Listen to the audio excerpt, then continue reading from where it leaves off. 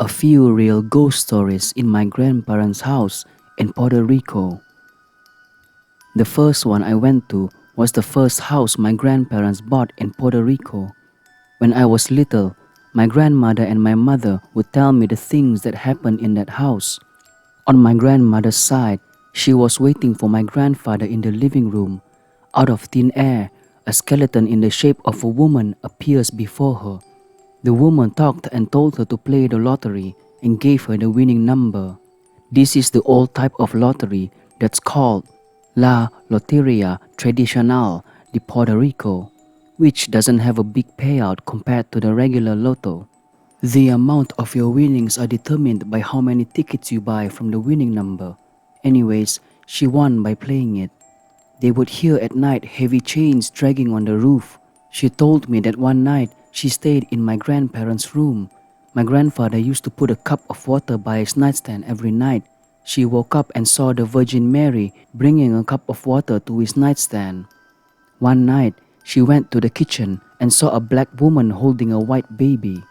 A few years later, I learned the backstory about the woman. I was 14 and I tell this story to a new friend I met in the area. So the story is that the house in front of my grandparents at the time, it was abandoned for a lot of years. Ever since I was little, I remember it being abandoned. So in the 1930s, there was this guy who was involved in the mafia. He met a woman of color and they fell in love. He gets her the house and she gets pregnant. He was of Italian descent and he didn't want to introduce her to the family because in Puerto Rico, blacks were still extremely discriminated since slaves were freed in 1873. Racism was still very fresh at that time, so the woman was adamant and said she would go and force an introduction to his family so they can be recognized as husband and wife and get married at a Catholic church before the child is born. So he killed her. Going back to my childhood house stories, I am in my 30s now, and after my grandparents died, me and my mom stayed at the house for months before she sold it. I knew when I was little, I never experienced anything, but I was always terrified of that house. One day my mom was out and went to her room for a while because that was the only room with an air conditioner. I go out of the room and as soon as I opened the door, there was this figure that was standing for like 3 seconds and then disappeared. I think it was a woman, but it was filled with a very bright light with pulsating colors. I never felt afraid when I saw it. It didn't feel wrong or evil for that matter. Other than that, those last months before selling the house, we didn't hear, feel, or see anything at all. Now my uncle, he was kind of helping out with the renovations, but he was a junkie and he was always up to something and sometimes stealing stuff. He only stayed one night at the house and after that, he wouldn't stay no more. I guess whatever was in the house didn't like him.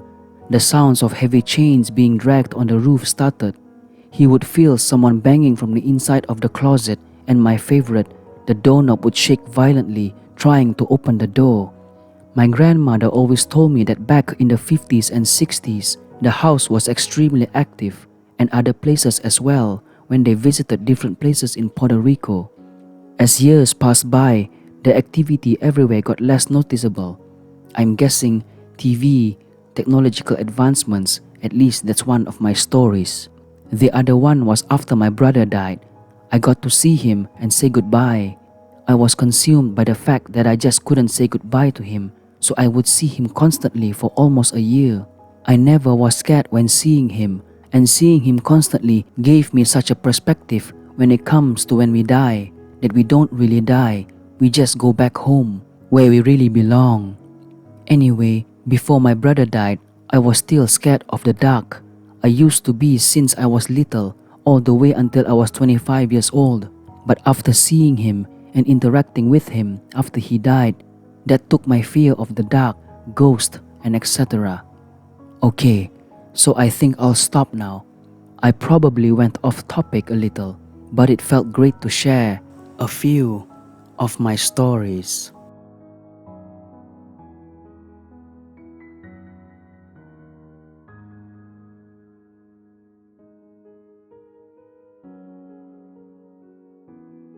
Dad appeared in my dream to say goodbye. When I was 11, My dad died. We knew he was going to die, terminally ill, lung cancer. His days were numbered, and yet when he moved into hospice care, we made plans to go visit him immediately after school the next day. He died at 2:46 p.m., moments before my school day ended, and we never made it to the hospice to say goodbye. I think he wanted it this way, to die peacefully and not in front of us kids. His departure plagued me with grief, and I felt robbed of saying goodbye to him. I'd often wake up in the night and cry myself back to sleep because I missed him so much and wanted to tell him I loved him one last time. About 5 years after he passed, I had a dream. I was at a train station and Dad was a passenger on the train. I was standing on the platform and the train window was open so we could talk to one another. Dad told me he loved me, but that it was time for me to let him go. I told him that I loved him and missed him and never got to say goodbye, and begged him not to go and to get off the train and stay with me. But he said he had to go and told me it was okay and he was happy and I could stop hurting because he was no longer hurting anymore. Eventually the train started slowly rolling away on an upward track traveling into the clouds. We smiled and cried and waved to each other until the train was so far away I could no longer see my dad through the window, and the train disappeared into the clouds above. When I woke up, for the first time since his death, I felt peace, like I'd seen my dad and said a proper goodbye. I had closure. My dream was crystal clear, and even today, 25 years later, it's still as clear in my mind as the day I had it. Edit. Wow, I can't believe how many people have similar experiences, particularly mind-blowing how many involve trains, boats, and buses, and that the dreams are incredibly real feeling, vivid, with the exact words delivered to help us move on. Bizarre. Keep sharing your stories. I love reading them all.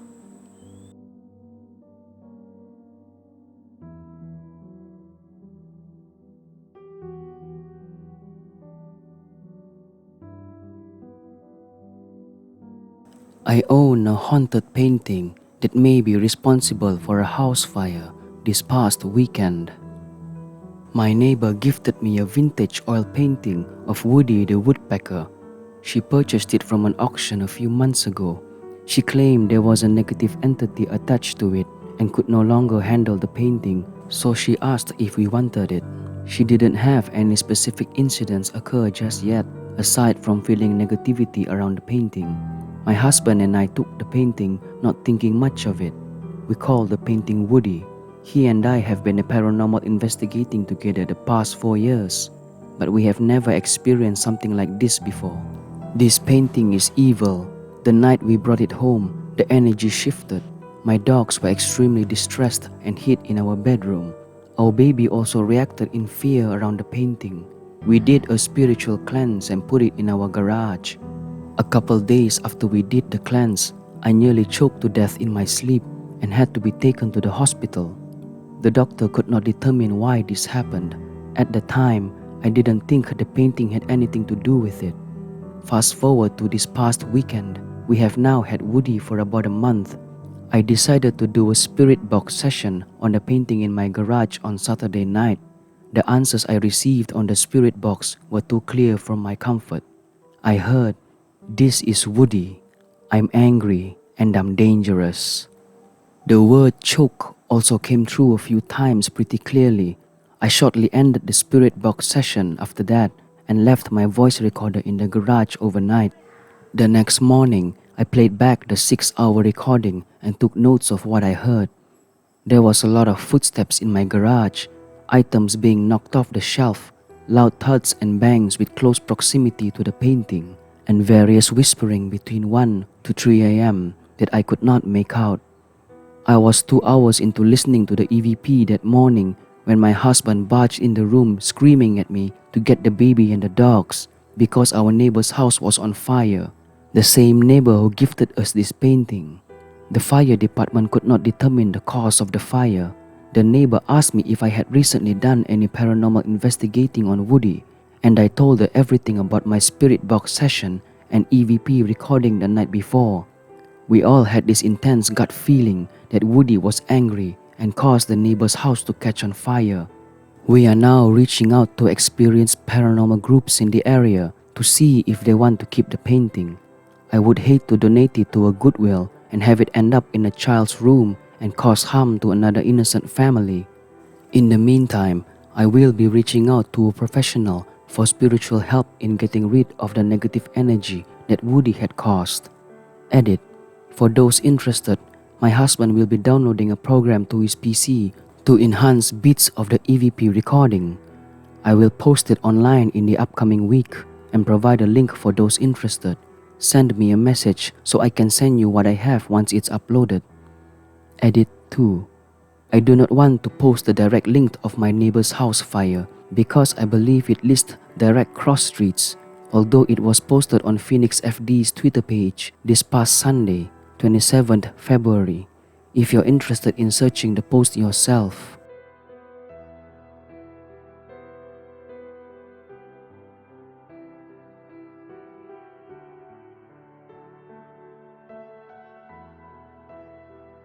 Something is following or targeting me. About 20 years ago, I lived in an apartment. I would hear knocking on the ceiling quite often. I asked the woman across the hall about it, and she replied, "Oh, that's just a spirit. It stopped once you moved in." A bit after the knocking started, odd things would happen around the apartment. Things would be moved, windows closed, lights turned off. Things that you would say that I just forgot that I had done. Well, one night, I looked out my bedroom and saw the light from my computer on in the other room. I went in and the screensaver was off. When I went back to my bedroom, I laid down on the bed facing the other room to see if it happened again. It wasn't long before I felt something touch my backside. It was a forceful touch. From that time on, I would wake up with 4 scratches on each shoulder at least once a week. I switched bedrooms. The scratches stopped, but every time I was going to see my boyfriend, my keys would come up missing. I would find them in the oddest places, even though I knew that I wouldn't put them in the bathroom, the kitchen cupboards, or my dresser. I brushed it off like I just misplaced them myself. My boyfriend stayed over one night, and in the morning he asked what I had done to him the previous evening. He showed me his neck. He had 4 scratches on one side and 1 on the other. It was as if someone grabbed his neck with one hand and scratched him. That was the last time that he came over, and I soon found out that he was not a good person. I moved out of the apartment into a home with 2 friends. I took the bungalow bedroom. I could hear someone running in the specific attic every night. It stopped once I put a cross over the door. Other odd things happened. One night, we were going to my aunt's home to get my cousin's Ouija board. I distinctively saw someone in our basement when I was the last one to leave. My roommates also would hear someone walking around my bedroom when I wasn't home. A year later, I moved into my current home. My cousin moved in with me for a bit. She would always say that she could hear someone walking up in my bedroom when nobody was home. Nothing much different than the happenings from my apartment happened until I met my husband. That's when the traditional haunting thing started. Doors closing, things falling, lights flickering, brand new light fixtures breaking. One night, when my husband was away and I was working the night shift, I came home to find my back door wide open and the police pulling up. Someone had used a crowbar to remove a window and to rob my home. My neighbor saw them taking things from my home and called the police. Had he not called, I would have walked in on them. Almost exactly 1 year later, someone broke into my home again and brutally murdered my husband. Again, I would have been home, but someone stopped me from going home right then. There has been some small things that have occurred between the 2 events and many more since. A car was speeding down the road and driving erratically. It would have hit my home, but it hit a tree and changed its course. 2 dogs were hit by a speeding car in front of my home. The dog that I currently have was hit by a car. Someone attempted to steal my daughter's car, but the alarm went off well after they were in the car. I had a beautiful Doberman that died of cancer when she was only 2 years old. Those are just some of the out of the ordinary events that have happened in the past 5 years. One or two of these events would be normal, but all of them to the same home in a 5 year span. I am convinced that whatever it was in the apartment followed me. However, I do not think that it is malevolent. I think that it is protecting me like it did with my boyfriend. What I am convinced of is that there is something very evil in my home. I say this because I would hear a very odd sound from outside. My dog would hear it too. One night, my camera sent me a notification that it captured the sound. It sent chills up my spine that I told my children not to let any of the dogs out. I did investigate the area the next day and I could not find any signs of animals. I can't attach the video with the sounds, but I was told by a medium that it sounds like a demon. I also have a sleep app that records while I sleep.